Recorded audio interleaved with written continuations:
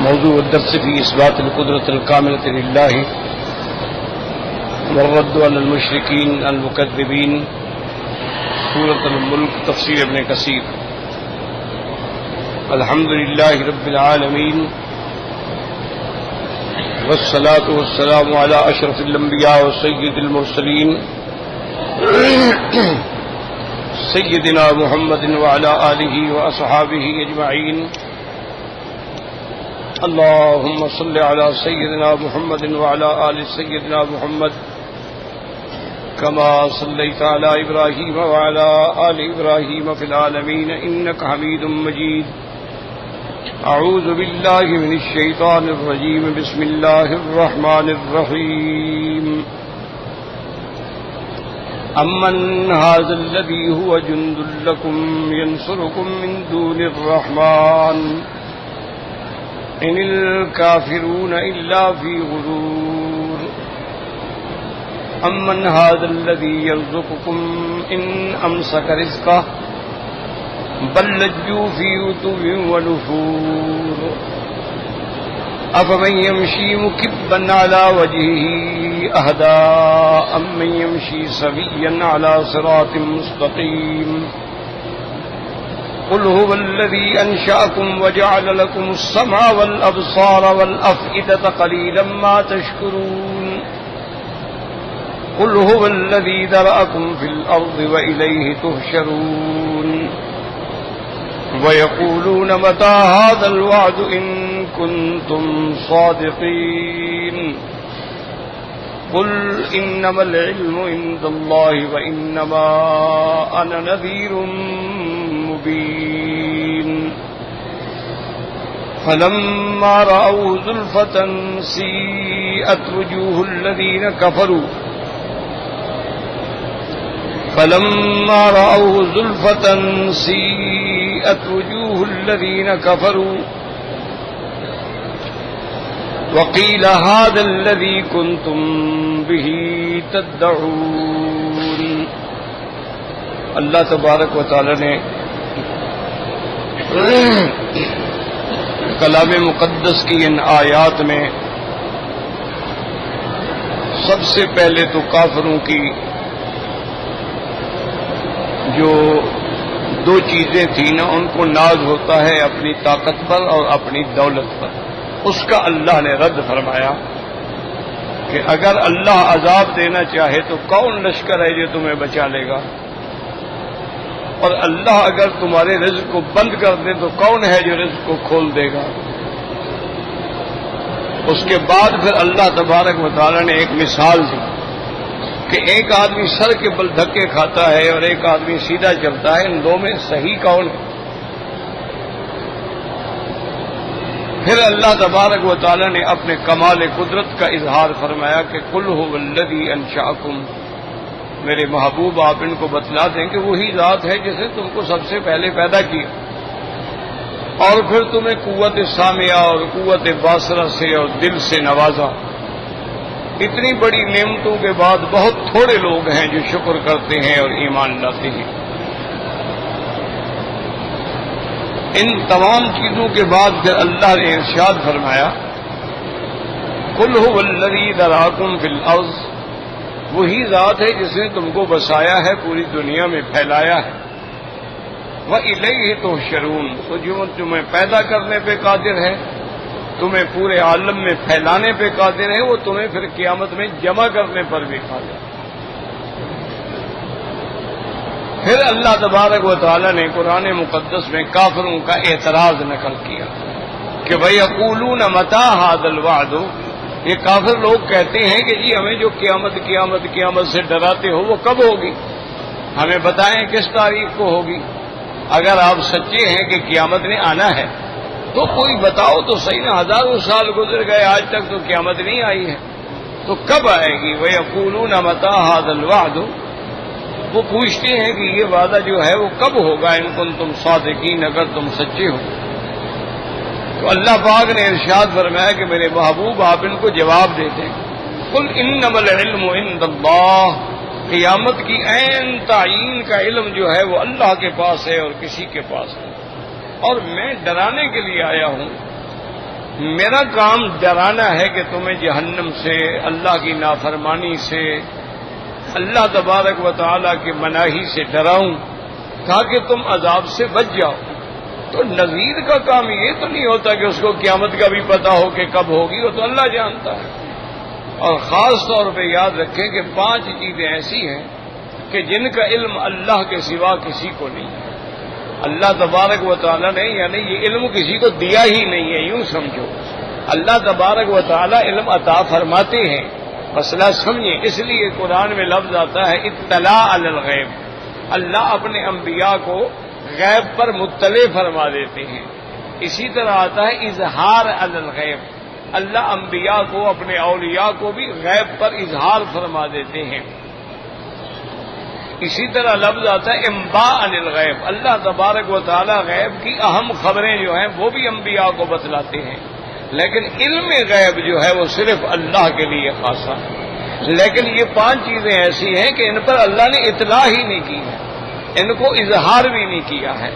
اس لیے صحیح حدیث مبارک میں آتا ہے کہ میرے آقا نے سرکار مدینہ صلی اللہ علیہ وسلم نے فرمایا کہ 5 لا يعلمهن الا اللہ، یہ 5 چیزیں ہیں کہ اللہ کے سوا کوئی بھی نہیں جانتا۔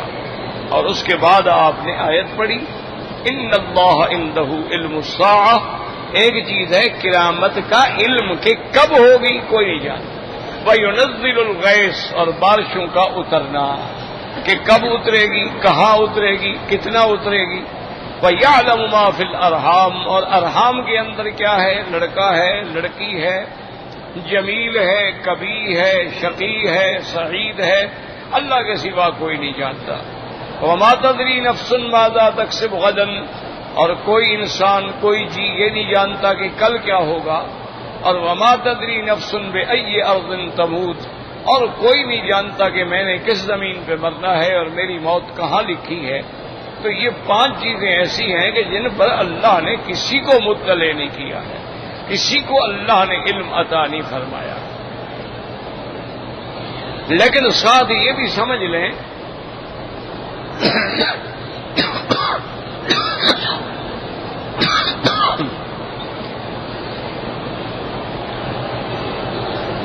بس دعا کیا کریں، اور تو مجھے آپ سے کچھ نہیں لینا ہے، بس دعا ہے کہ دعا کیا کریں کہ اللہ شفائے کاملہ بھی اور اپنے اس دین کی خدمت سے، درس سے، حرم سے محروم نہ فرمائے۔ مجھے کل اتنا تکلیف تھی کہ میں یعنی مسجد تک بھی نہیں جا سکتا، گھر میں نماز پڑھی۔ اللہ کی مرضی ہے، یہ بھی تو اس کی حکمتیں ہیں نا جی۔ اگر بیماری نہ ہو تو پھر صحت کا شکر کون کرے گا؟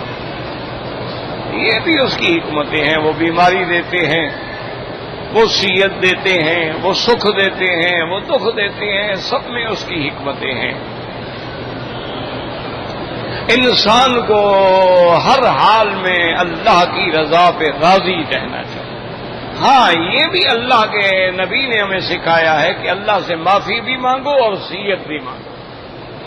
سیدہ عائشہ صدیقہ رضی اللہ تعالی عنہا نے عرض کیا کہ یا رسول اللہ صلی اللہ علیہ وسلم، اگر مجھے لیلۃ القدر کی رات کے بارے میں علم ہو جائے تو پھر میں کیا دعا مانگوں؟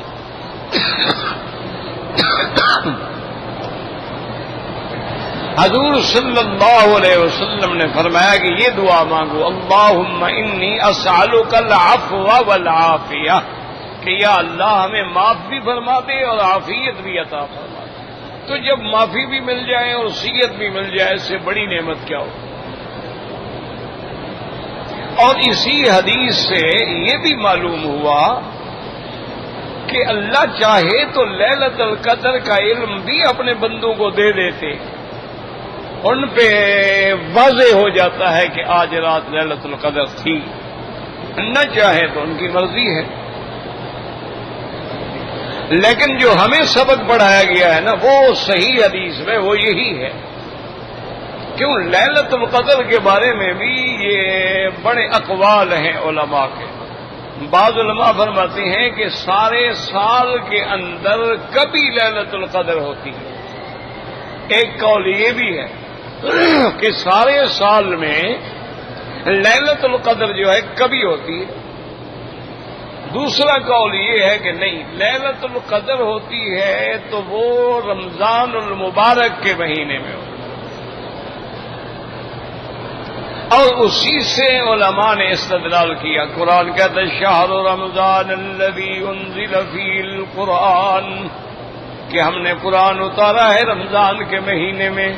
اور دوسری جگہ قرآن کے بارے میں انا انزلناہ فی لیلۃ القدر، کہ ہم نے قرآن اتارا ہے لیلۃ القدر میں. تو اب معلوم ہوا کہ لیلۃ القدر جو ہے وہ رمضان المبارک کے مہینے میں. اچھا، حضور پاک نے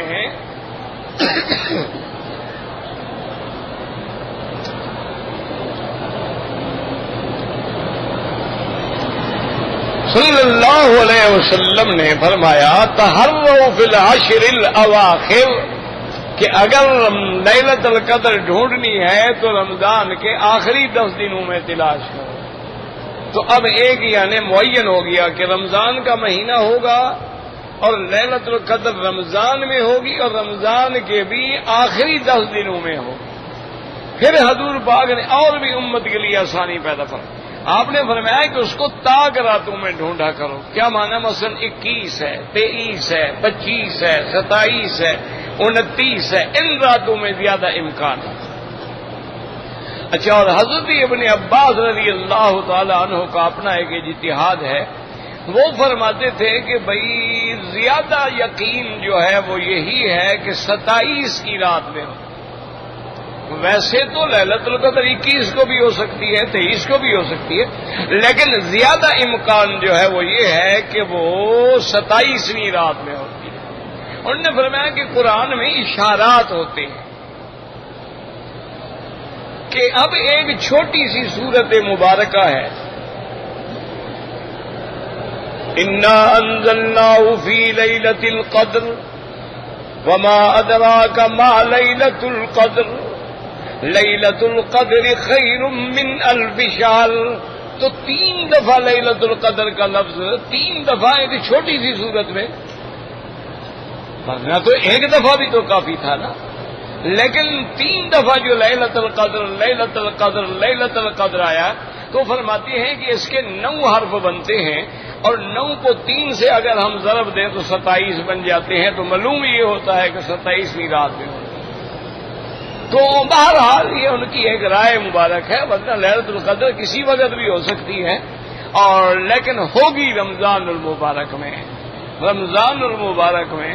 اچھا، ایک عام مغالطہ یہ بھی ہے کہ لیلۃ القدر جی 1000 مہینے کے برابر ہے. یہ غلط ہے. 1000 مہینے سے بہتر ہے، برابر نہیں. خیر من الف شہر، وہ 1000 مہینے سے بھی بہتر ہے. تو اس لیے اچھا، بعض علماء نے یہ علامات بھی لکھی ہیں کہ لیلۃ القدر جب ہوتی ہے نا تو رات بڑی معتدل ہوگی، یعنی ٹھنڈی ہوگی. اور لیلۃ القدر جب ہوتی ہے تو آسمان کے ستارے زیادہ روشن اور چمک والے نظر آتے ہیں. اور لیلۃ القدر جب ہوتی ہے تو آدمی کو سکون اور اطمینان محسوس ہوتا ہے، کیونکہ اللہ کے فرشتے اتر رہے ہوتے ہیں. اور لیلۃ القدر جب ہوتی ہے تو صبح کو جب سورج نکلے گا تو بے نور ہوگا، اس کے اندر تیزی نہیں ہوگی روشنی میں. تو یہ سب علماء نے علامات لکھے ہیں لیلۃ القدر کے.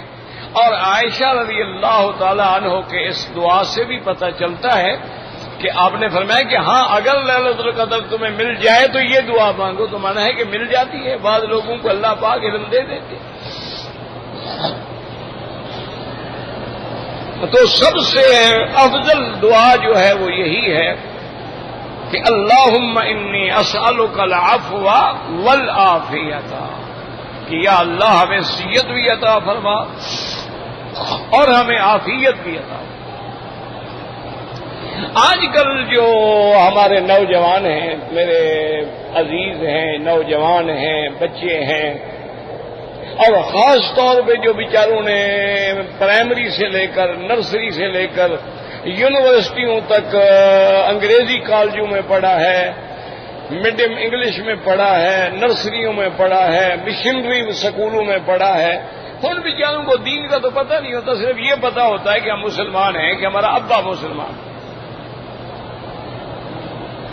یہ ان کو پتا ہوتا ہے کہ بھی ہم مسلمان ہیں، میری ماں بھی مسلمان، میرا باپ بھی مسلمان، میں بھی کلمہ پڑھتا ہوں لا الہ الا اللہ، سے زیادہ مسلمان ہو گیا۔ ان بیچاروں کو یہ بڑے مشکلات ہوتے ہیں، اور دشمن جو ہے وہ اتنا دانا ہے، اتنا سمجھدار ہے، اور ہم غافل ہیں یا جاہل ہیں۔ انہوں نے ایسا زہر بھرا ہے۔ اب آپ نے دیکھا ہوگا کہ آپ کے ہاں جو اسکاؤٹ ہوتے ہیں نا جی، اسکاؤٹ کی ٹریننگ ہوتی ہے، ان کو باقاعدہ وردیاں پہنائی جاتی ہیں اور وہ مختلف حوادث میں آ کے کام کرتے ہیں۔ اس کو آپ نے کبھی غور نہیں کیا ہوگا کہ جب وہ کسی کو سلوٹ کرتے ہیں تو 3 انگلیوں سے کرتے ہیں، وہی 4 سے کیوں نہیں کرتے، 5 سے کیوں نہیں کرتے؟ وہ عقیدہ تثلیث اپنا ثابت کرنے کے لیے دماغوں میں بٹھاتے ہیں کہ 3 میں سے 1 خدا ہے۔ ان کا عقیدہ ہے نا تثلیث کا، تو وہ تثلیث کا عقیدہ ذہن میں بٹھاتے ہیں۔ ہم لوگ غافل ہیں یا جاہل ہیں۔ اچھا، اسی طرح ہمارا ہر مسلمان بھی کہے گا یار آج کون سا دن ہے؟ گا جی سنڈے۔ بھائی کون سا دن ہوگا جی منڈے۔ پتہ ہے سنڈے کیا ہوتا ہے؟ سورج دیوتا۔ منڈے کیا ہوتا ہے؟ مون دیوتا۔ وہ ہمیں اسی سورج اور چاند کی عبادت میں لگاتے ہیں۔ ہم کھل سے آج سنڈے ہے جی، منڈے ہے جی، ٹیوزڈے ہے جی، ویڈنسڈے ہے، انا للہ و انا الیہ راجعون۔ تو اسی طرح انہوں نے ایک شبہ یہ بھی ڈالا ہے کہ اللہ تبارک و تعالی جو فرماتے ہیں کہ ان 5 چیزوں کا علم کسی کو نہیں ہے۔ ایک تو ہے قیامت، اس کا علم نہیں ہے۔ اچھا، اس پر تو وہ بات کر نہیں سکتے، وہ بڑا زور لگائیں، کہاں سے لگائیں؟ اچھا، دوسری بات وَيُنَزِّلُ الْغَيْثَ، بارش کا برسنا، وہ کہتے ہیں جی اس کا ہمیں علم ہے۔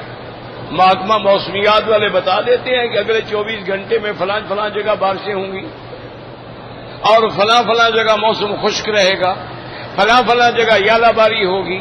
وہ کہتے ہیں یہ تو علم ہے، یہ کیسی ہے کہ اللہ کے سوا کسی کو علم نہیں ہے؟ تو ہمیں بھی علم ہے۔ وَيَعْلَمُ مَا فِي الْأَرْحَامِ، اور ارحام امہات میں کیا ہے وہ کہتے ہیں ہمیں بھی علم ہے، ہم بھی الٹرا ساؤنڈ کر کے بتا دیتے ہیں کہ بچہ ہے کہ بچی ہے، مردہ ہے کہ زندہ ہے، صحیح حالت میں ہے کہ کمزور ہے، سر ہم بھی بتا دیتے ہیں۔ تو پھر یہ اللہ کے پاس کیسے علم ہو گیا؟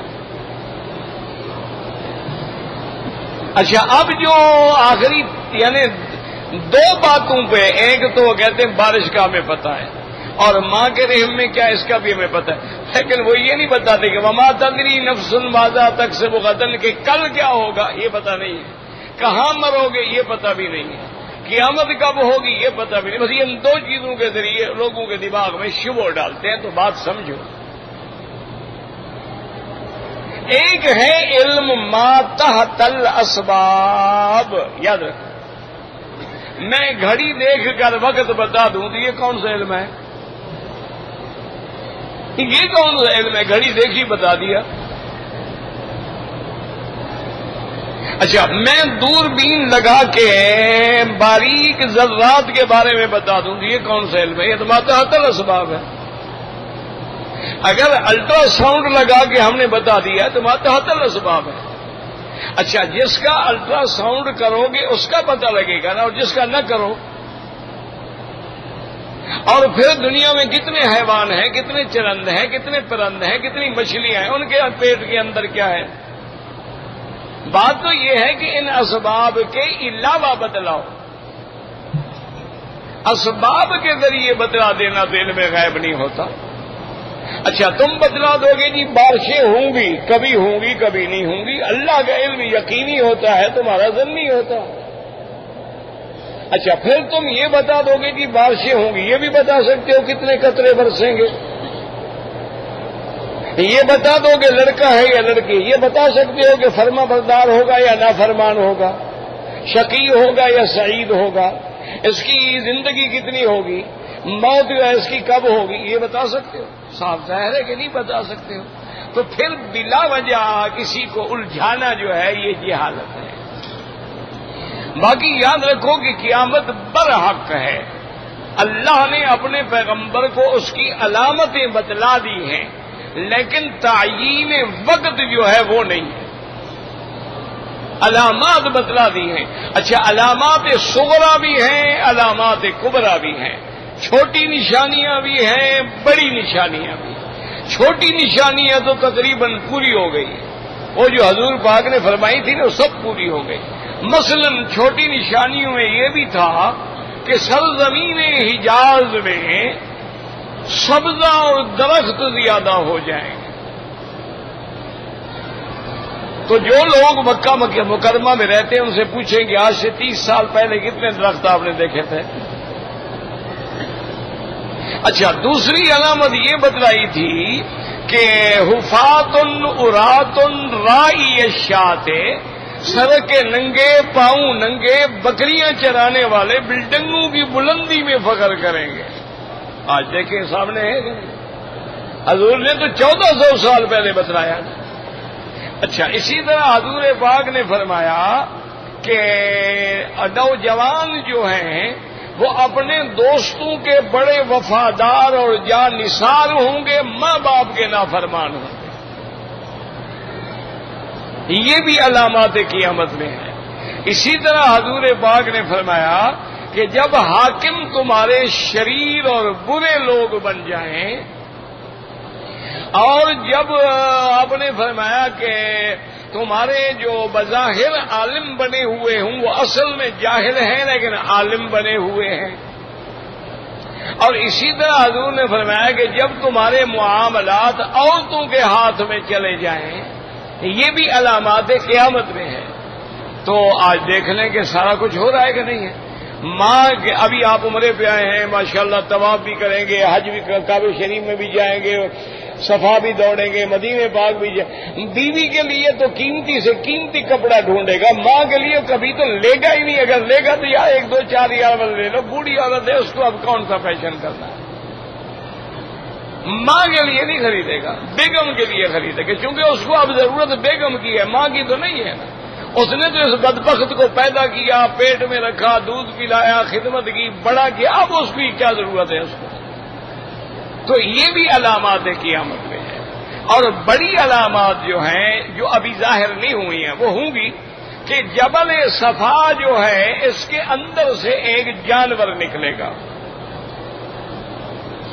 اور وہ ایسے باتیں کرے گا جیسے انسان باتیں کرتا ہے.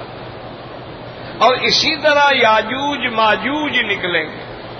اسی طرح دجال آئے گا.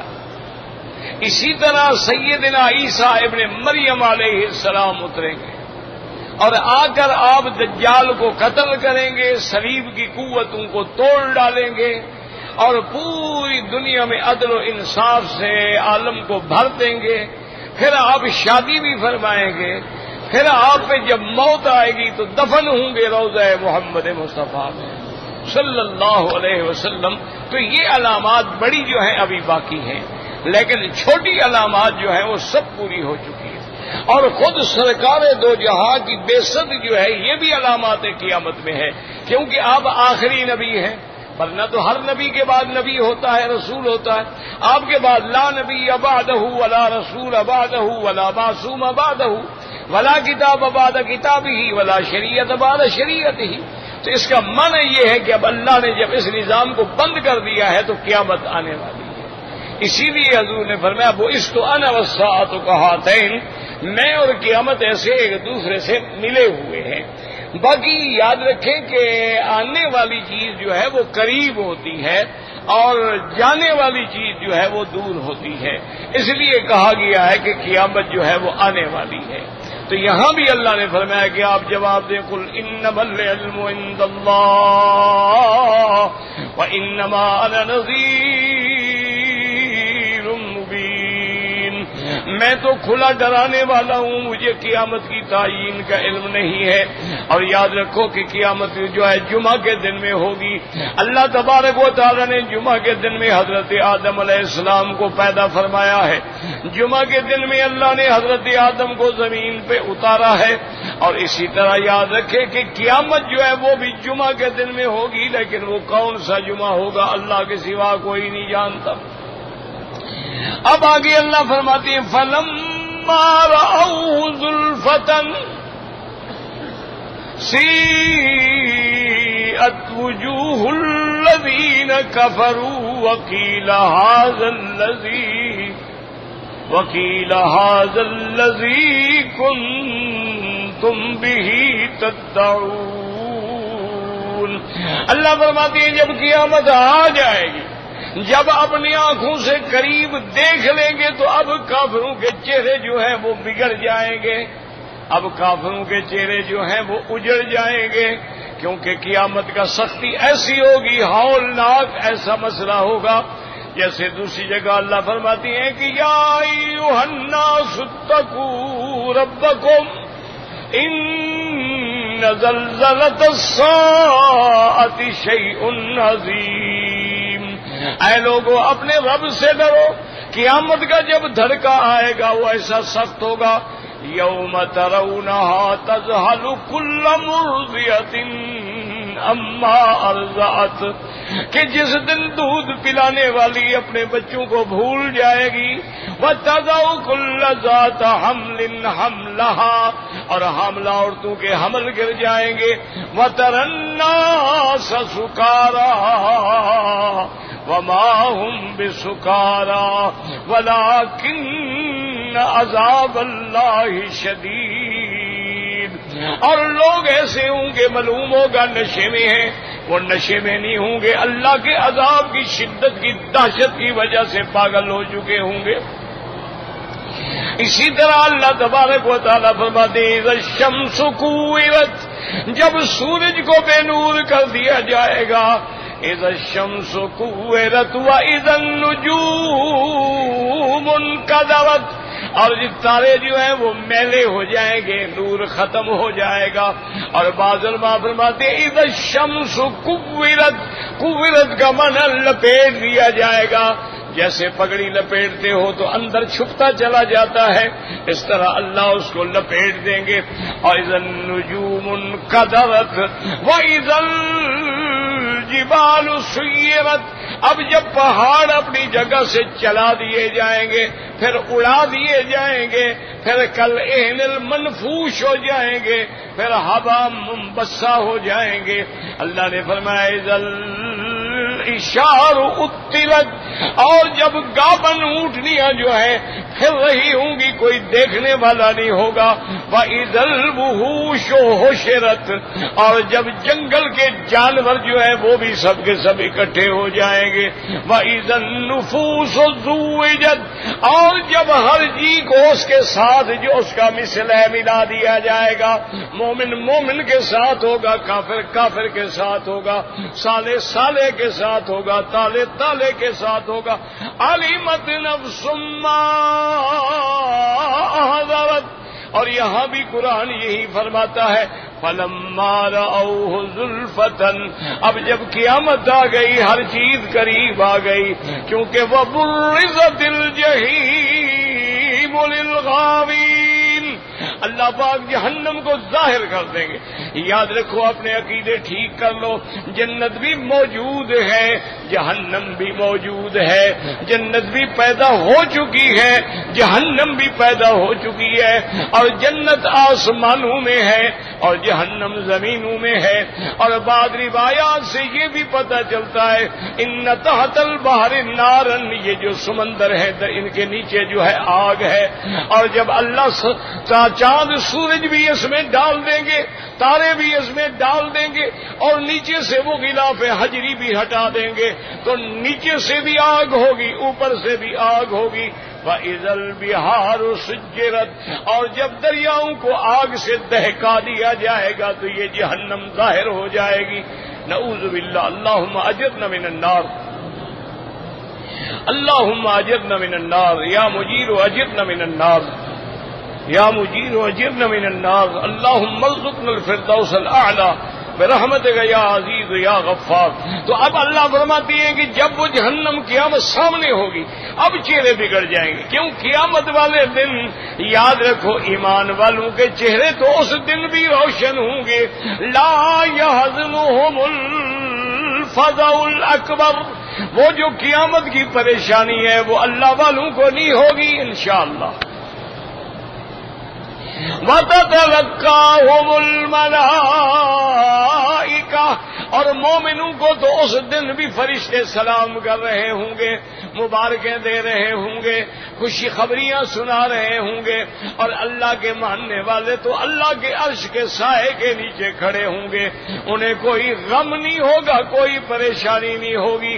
لا خوف علیہم ولا هم يحزنون. اور اسی طرح اللہ فرماتے ہیں وجوہ یومئذ مسفرۃ، بعض چہرے ایسے ہوں گے جو چمک رہے ہوں گے، روشن ہوں گے. ضاحکۃ مستبشرۃ، ہنس رہے ہوں گے، خوشی کے آثار ان کے چہروں پہ ہوں گے. ووجوہ یومئذ علیہا غبرۃ ترہقھا قطرۃ اولئک هم الکفرۃ الفجرۃ. اور بعض چہرے ایسے ہوں گے جن کے چہروں پہ مٹی ہوگی، غبار ہوگا، اور جن کے چہروں پہ قطرہ مانا ظلمت اور سیاہی ہوگی. یہ کون ہے؟ جو کافر بھی ہے فاجر بھی ہے. انہوں نے کفر بھی کیا، فجور بھی کیا، فجور اور کفر کو جمع کیا. اللہ نے سزا میں غبرہ اور قطرہ کو بھی جمع فرما دیا. اس لیے فرمایا ووجوہ یومئذ علیہا غبرہ ترہقھا قطرہ اولئک هم الکفرۃ الفجرۃ. اب اللہ فرماتے ہیں ان کو کہا جائے گا سیئت وجوہ الذین کفروا وقیل ھذا الذی کنتم بہ تدعون. اور فرشتے آگے کہیں گے او بدبختو، اب چہرے سیاہ لے کے کھڑے ہو، آ گئی نا قیامت، یہی تو ہے جس کی تم جلدی کرتے تھے کہ کب ہوگی، آ گئی. اب کیوں تمہارے چہرے اجڑ گئے؟ اب کیوں سیاہ ہو؟ یوم تبیض وجوہ وتسود وجوہ. اس دن بھی مومنوں کے چہرے چمکتے ہوں گے اور کافروں کے چہرے سیاہ ہوں گے. اور ان کو کہا جائے گا، ایک دوسری جگہ قرآن فرماتا ہے ھذہ النار التی کنتم بہا تکذبون، یہ وہ جہنم ہے جس کو تم جھٹلاتے تھے. اور تیسری جگہ قرآن کہتا ہے افسحر ھذا ام انتم لا تبصرون. اللہ کے فرشتے کہیں گے او کافرو، تم جو انبیاء کو کہتے تھے جادو ہے، اچھا یہ دیکھ لو یہ جہنم ہے یا جادو ہے؟ یہ بھی تحقیق کا اچھی طرح پتہ کر لو کہیں جادو کی آگ تو نہیں ہے. افسحر ھذا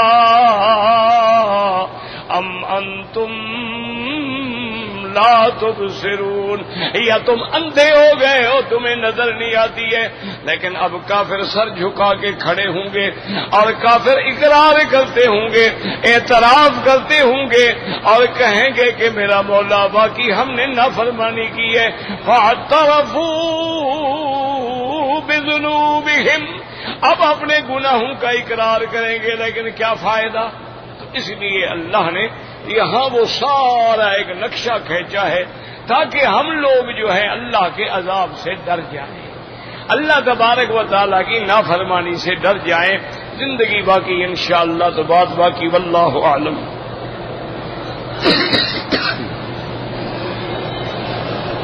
اللہم اشفنا واشف مرضانا ومرضى المسلمین. اللہم مذہب الباس رب الناس واشف انت الشافی لا شفاء الا شفاؤک شفاؤک لا یغادر سقما. کہتے جی کہ عطر لگانا جو ہے اس کا سنت طریقہ مبارک جو ہے، پہلی بات تو یہ یاد رکھیں کہ عطر جو ہے یہ میرے مدنی سرکار کی بڑی محبوب چیز ہے۔ حضور پاک نے فرمایا کہ حبب الی من الدنیا بثلاث، 3 چیزوں کی محبت ڈالی گئی۔ الطیب، سب سے پہلے خوشبو، والمرأۃ الصالحہ، اور نیک بیوی، وقرۃ عینی فی الصلاۃ، حضور نے فرمایا میرے آنکھوں کی ٹھنڈک نماز میں ہے۔ تو یہ حضور کی محبوب چیزیں ہیں خوشبو۔ ایک بات یہ یاد رکھیں۔ دوسری بات یہ یاد رکھیں کہ حضور پاک کے زمانے میں ایک تو عطر عود استعمال ہوتا تھا، اور عطر عود جو ہے اس زمانے میں بھی ہندوستان سے آتا تھا، العود الہندی کے نام سے مشہور تھا۔ اسی طرح گلاب کا عطر ہے، اسی طرح مشک کا عطر ہے، مشک نافع جو ہرن کے نافع سے نکلتی ہے، اسی طرح عنبر کا عطر ہے۔ یہ حضور پاک کے زمانے میں عطر تھا۔ باقی جہاں تک لگانے کا تعلق ہے تو عام طور پر جو کتابوں میں ملتا ہے کہ حضور پاک ہاتھوں کو لگا کے اپنے گردن مبارک پہ، اپنی داڑھی مبارک کے نیچے، اور اسی طرح جو اعضاء جوڑ والے ہیں وہاں لگا دیتے تھے، تاکہ اس کا فائدہ یہ ہوتا ہے کہ ہر جوڑ سے پھر خوشبو آتی رہتی ہے۔ باقی تو خوشبو لگانا ہے آپ کی مرضی ہے، آپ کپڑوں پہ بھی لگا سکتے ہیں، آپ بدن پہ بھی لگا سکتے ہیں، مقصد خوشبو لگانا ہے۔ جس انداز میں بھی لگائیں خوشبو خوشبو ہے۔ کہتے ہیں جی کہ دین کی بات سننے کے لیے پیٹھ کے پیچھے کھڑا ہونا، بالکل جہاں موقع ملے کھڑے ہو، پیٹھ کے پیچھے ملے، دائیں ملے، بائیں ملے، آگے ملے، یہ کون سا مسئلہ ہے بھائی؟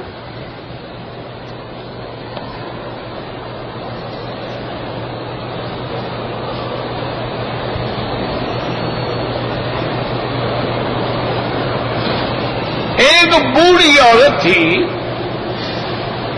اس نے عمرے کی نیت کی تھی، طواف کے 3 چکر کے بعد اس کا وضو ٹوٹ گیا، اس نے صفا مروہ بھی کی، بال بھی کٹوا لیے، اس پہ دم پڑ گئی، کیونکہ اب اس نے طواف کے 4 چکر بغیر وضو کیے، اور بغیر وضو طواف ہوتا ہی نہیں۔ جب طواف نہیں ہوگا صفا مروہ دوڑنا بھی فضول گیا۔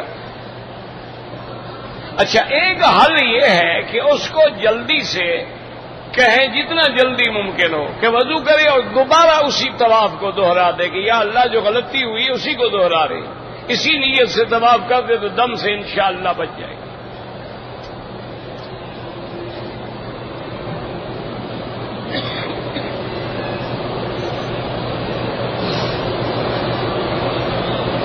اگر کوئی عورت مدینہ منورہ سے آئی ہے اور مدینہ منورہ میں اس کو حیض تھا، اس نے عمرے کی نیت ہی نہیں کی ہے، تو امام ابو حنیفہ رحمت اللہ علیہ کے نزدیک اس پہ لازم ہے کہ فوراً واپس جا کے مدینہ منورہ سے عمرہ کرے جہاں سے چھوڑا ہے اس نے، کیونکہ عورت اگر حیض میں ہو تو عمرے کی نیت کر سکتی ہے، حج کی نیت بھی کر سکتی ہے، نماز نہ پڑھے، باقی لبیک میں عمرۃ لبیک اللہم لبیک پڑھتے ہوئے آ جائے اور اپنے ہوٹل میں ٹھہرے، جب پاک ہو جائے غسل کر کے عمرہ کر دے۔ اس نے تو نیت ہی نہیں کی، عمرہ چھوڑ دیا، تو لہذا فوراً عمرہ کر لیں تو دم سے بچ جائیں گے، اور اگر عمرہ نہیں کریں گے تو بس دم بھی دینی پڑے گی۔ لیکن عمرہ میقات سے، اچھا اس کا ایک حل یہ بھی ہے، اگر طائف جا سکو تو قریب ہے، اچھا طائف نہ جانے دیں عمرے والوں کو تو رابق جو ہے نا مدینے پاک کے رستے میں، یہاں سے 150 کلومیٹر ہے، وہاں ہے الجحفہ، وہ بھی میقات ہے، وہاں سے عمرہ کر لیں تب بھی آپ بچ جائیں گے۔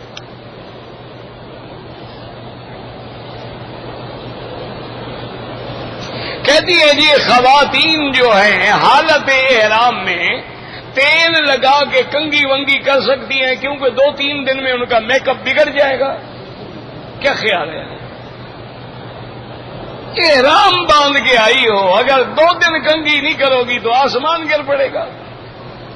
اور آمدن کرنا جو ہے پھر تو بال گریں گے، دم پڑے گی.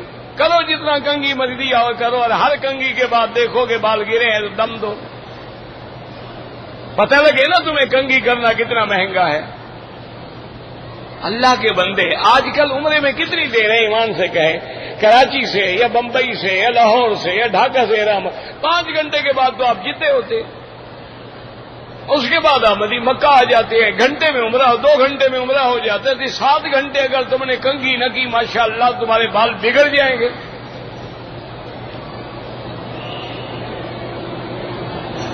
یہ تو پہلے دور میں ہوتا تھا جب 4 مہینے لگتے تھے.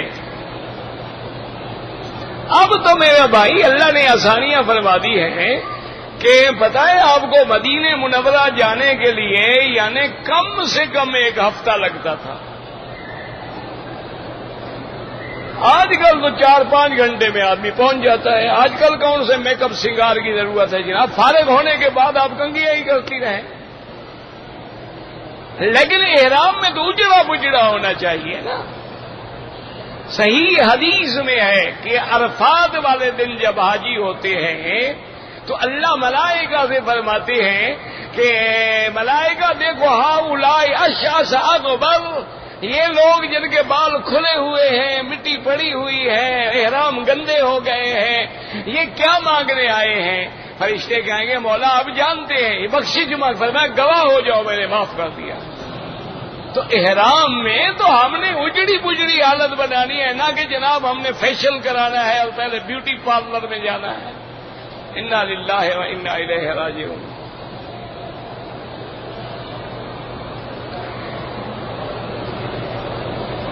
اگر کوئی حالت احرام میں غسل کرنا چاہے، گرمی لگ گئی غسل کر لیا، کوئی منع نہیں. صابن استعمال نہ کرے، خوشبو والا. حضور پاک نے حالت احرام میں مینا میں بھی غسل فرمایا ہے، عرفات میں بھی غسل فرمایا، احرام بھی ہے، کوئی منع نہیں. لیکن یہ اس زمانے میں تھا نا، 8 دن کے بعد حضور پہنچے تھے. تم 5 گھنٹے کے بعد غسل کے لیے پریشان ہو گئے ہو. ماشاءاللہ زیادہ گرمی لگے جناب ایئر کنڈیشن حرم میں آ کے اندر بیٹھ جاؤ، ٹھیک ہو جائے گا مسئلہ.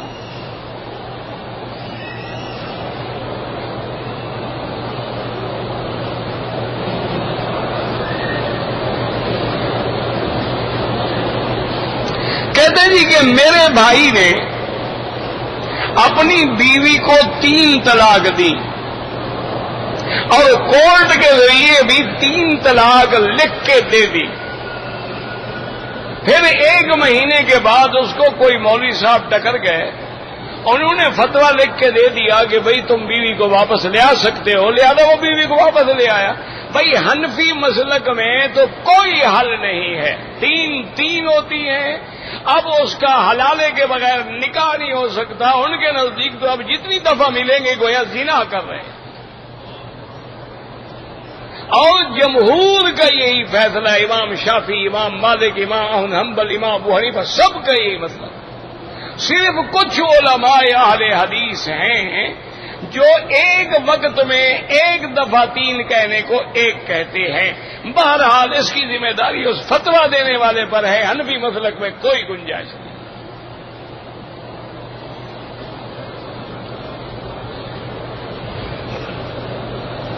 کہتے جی کہ اگر رسم کل جو ہے اور یہ 40واں جو ہے جمعہ راتیں جو ہیں یہ اگر بدعت ہیں تو 3 روز تبلیغ کے لیے جانا اور 40 دن لگانا جو ہے پھر یہ بھی بدعت ہو.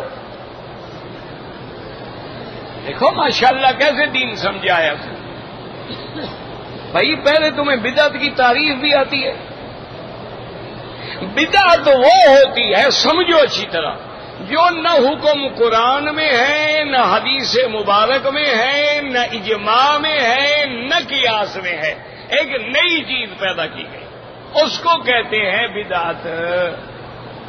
مثلاً کل خانی ہے، چالیسواں ہے، 7 جمعراتے ہیں، عید میلاد ہے، 11ویں شریف ہے، نہ قرآن میں ہے، نہ فرمان رسول پاک میں ہے، نہ میرے مدنی کے لاکھوں صحابہ نے کبھی کیا ہے، اور نہ کسی ائمہ نے فتویٰ دیا ہے۔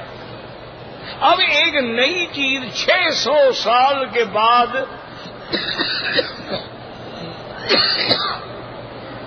ایک بادشاہ نے ایجاد کی تو بدعت ہے۔ اب آؤ تبلیغ کے لیے۔ تبلیغ کا حکم قرآن میں بھی ہے کہ نہیں ہے کہ یا ایھا الرسول بلغ، اے میرے پیغمبر میرا دین پہنچاؤ۔ اللہ نے فرمایا آپ کی امت سب سے افضل امت ہے، کیوں؟ تأمرون بالمعروف وتنہون عن المنکر، بھلائی کا حکم کرتے ہیں، برائی سے روکتے ہیں، اس لیے خیر امت ہے۔ یہ قرآن میں ہے۔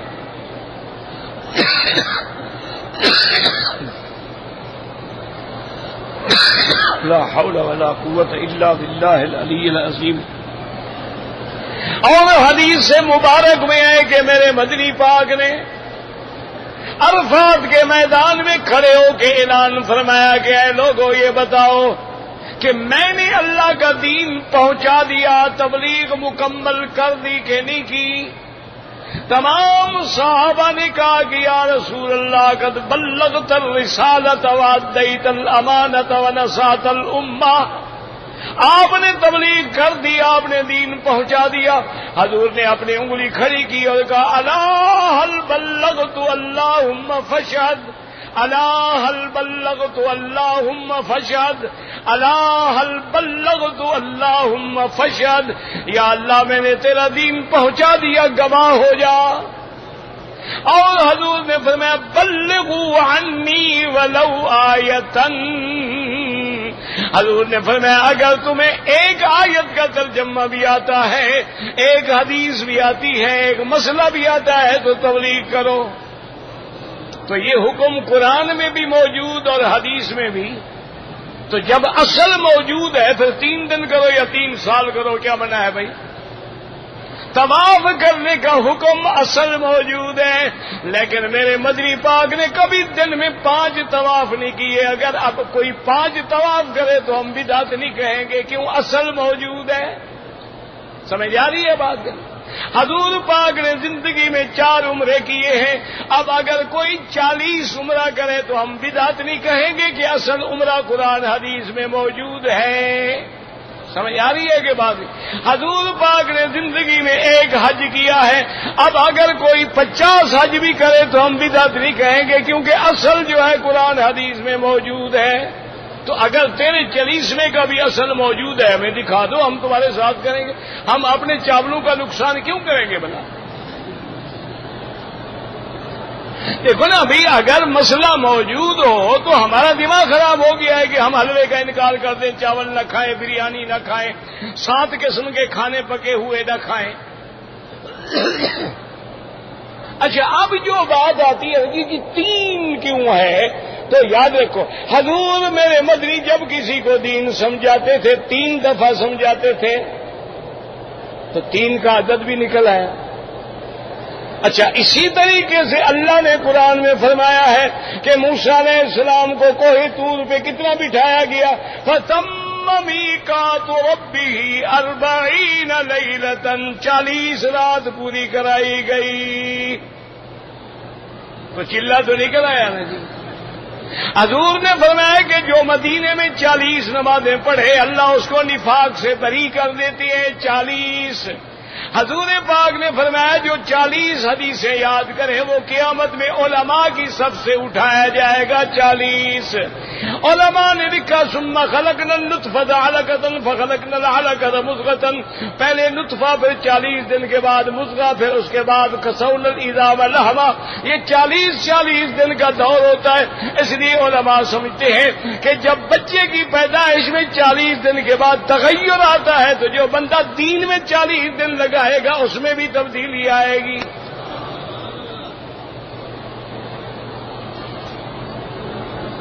اب بھی بھی تمہارے دماغ میں خلل ہے تو پھر اللہ کی مرضی ہے، پھر مولوی مکی تو کچھ نہیں کر سکتا۔ یہ تو وہی بات ہوئی نا، ایک مولوی تھا وہ ہمارے پنجاب کا تھا، مر گیا میرے خیال میں،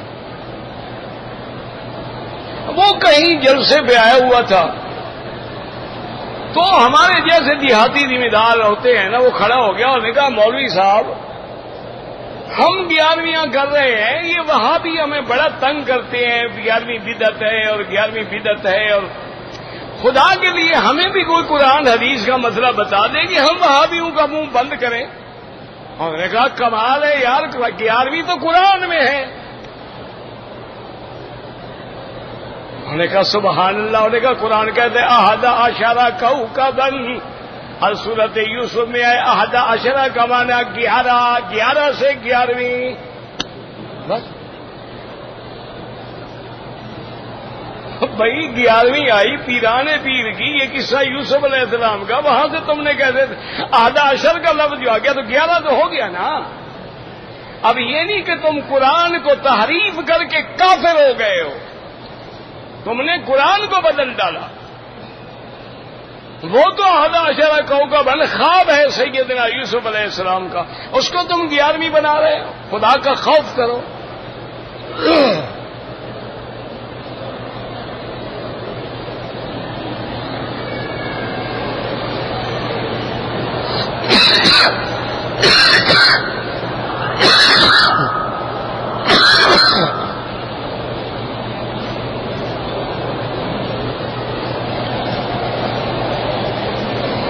یا اللہ رحم فرما، شفا عطا فرما دے۔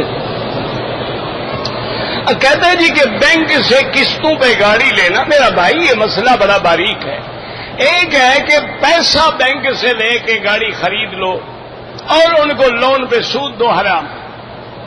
ایک ہے کہ بینک نے گاڑیاں خود خریدی ہیں اپنے نام پر، پھر وہ گاڑی تمہیں بیچ رہے ہیں مثلا 10 لاکھ والی 11 لاکھ میں، وہ ٹھیک ہے، کوئی مسئلہ نہیں، کیونکہ تمہیں اس کے بدلے میں وہ گاڑی دے رہے ہیں، صرف پیسے لے کے سود ہے۔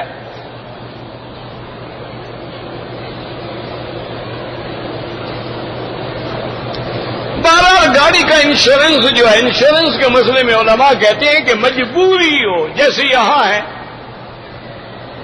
تو یہاں علماء نے مجبوری کی بنا پہ کہا ہے کہ بھئی تھرڈ پارٹی کا انشورنس کرا لو، کہ ایک ڈرائیور ہے اس کی تنخواہ ہے 1500 ریال، خدا نہ کرے حادثہ ہو جائے 1.5 لاکھ ریال کہاں سے دے گا؟ وہ تو ساری زندگی جیل میں پڑا رہے گا۔ تو اگر وہ اس مجبوری کی بنا پہ کراتا ہے تو بعض علماء اس کو جائز کہتے ہیں، لیکن بہتر یہ ہے کہ نہ کریں۔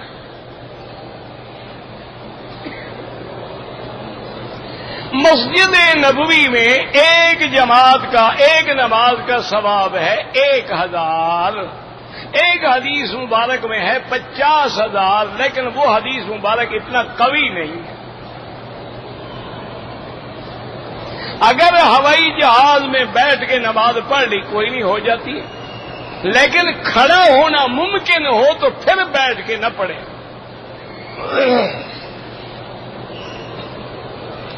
عورتیں نماز جنازہ پڑھ سکتی ہیں، بالکل پڑھ سکتی ہیں، بابا جنازے کے لیے گھر سے نہ آئے، بیٹھیے مسجد میں کیوں نہ پڑھے؟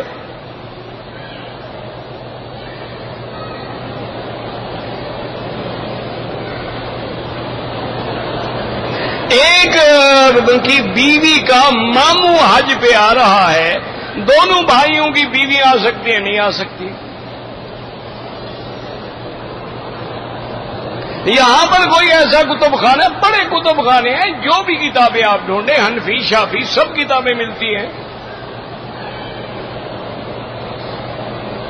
ایک عورت نے صفا مروہ میں صرف 4 چکر لگائے ہیں، اب 3 جا کے پورے کر لے، دم سے بچ جائے گی۔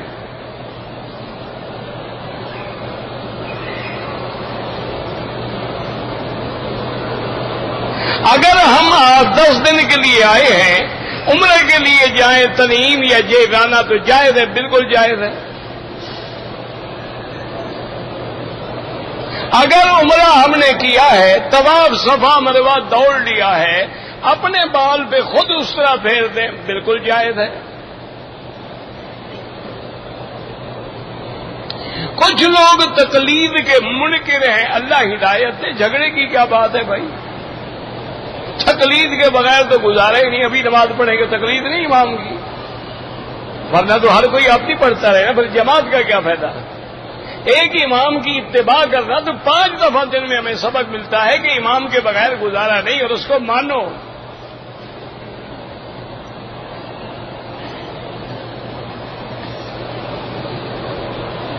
میں نے پاکستان سے عمرہ کیا، سر مڈوا دیا، مدینے سے عمرہ کیا تو سر نہیں مڈوایا، چاروں کونوں پہ ٹک لگوا دی۔ جب سر مڈوا چکے ہو ٹک کس بات پہ لگائے؟ زخم کیا آپ نے؟ آپ کو بال ہوں یا نہ ہوں اس طرح پھروائیں، آپ نے نہیں پھروایا دم ادا کریں۔